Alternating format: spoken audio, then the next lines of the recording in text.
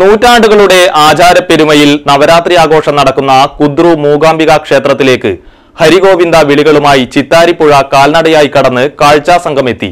അയ്യങ്കാവ് കൂലോത്ത് നിന്ന് 42 കിലോമീറ്റർ ദൂരം താണ്ടിയാണ് സംഘം കാൽനടയായി കാഴ്ചാ സമർപ്പണം നടത്താൻ കുദ്രു മൂകാംബിക സന്നിധിയിലെത്തിയത്.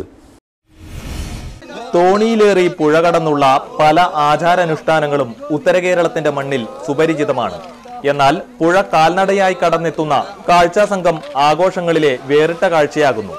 നവരാത്രി വ്രതത്തിന്റെ പുണ്യത്തിൽ 42 കിലോമീറ്റർ താണ്ടി കാഴ്ചാദ്രവ്യങ്ങളും തലയിലേന്തി ചിത്താരിപ്പുഴ കടക്കുന്ന ഈ കാഴ്ച ആചാരങ്ങളിലെ അപൂർവ കാഴ്ചയാണ് ഭക്തഹൃദയങ്ങൾക്ക് സമ്മാനിക്കുന്നത്.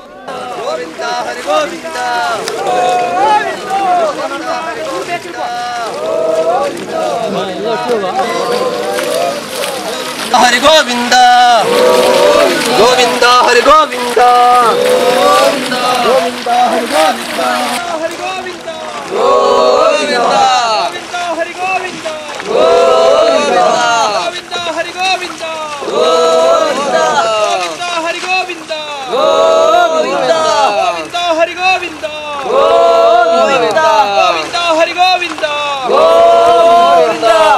हरि गोविंद. അയ്യങ്കാവ് കൂലോന്തറവാട്ടിൽ നിന്നാണ് ദേവിക്ക് പൂജക്കുള്ള വിവിധ പൂക്കുലകളുടെ ശേഖരം, ഫലധാന്യങ്ങൾ, പച്ചക്കറികൾ എന്നിവയുമായി സംഘം എത്തുന്നത്. ചൊവ്വാഴ്ച രാവിലെയാണ് സംഘം കാഞ്ഞങ്ങാട് ചേറ്റുകുണ്ട് കുദ്രു ദ്വീപിലെ മൂകാംബിക ക്ഷേത്രത്തിലേക്ക് യാത്ര തിരിച്ചത്. നാടുവാഴിയായ കാരണവരുടെ മുൻകാലത്തെ പ്രാർത്ഥനാഭാഗമായിട്ടാണ് പുഴ കടന്നുള്ള കാഴ്ചവരവിന് തുടക്കമായത്. നൂറ്റാണ്ടുകളായി തുടരുന്ന ഈ ആചാരം ഇന്ന് ആളുകളുടെ എണ്ണം കൊണ്ട് സമ്പന്നമാണ്. രണ്ടാം കൊല്ലൂർ എന്ന പേരിലും പ്രസിദ്ധമാണ് ചിത്താരി ചേറ്റുകുണ്ട് കുദ്രു ദ്വീപിലെ മൂകാംബിക ക്ഷേത്രം. നവരാത്രി ആഘോഷങ്ങൾക്ക് തുടക്കം കുറിച്ചതോടെ നൂറുകണക്കിന് ഭക്തരാണ് ദിവസവും ക്ഷേത്രത്തിൽ എത്തിക്കൊണ്ടിരിക്കുന്നത്.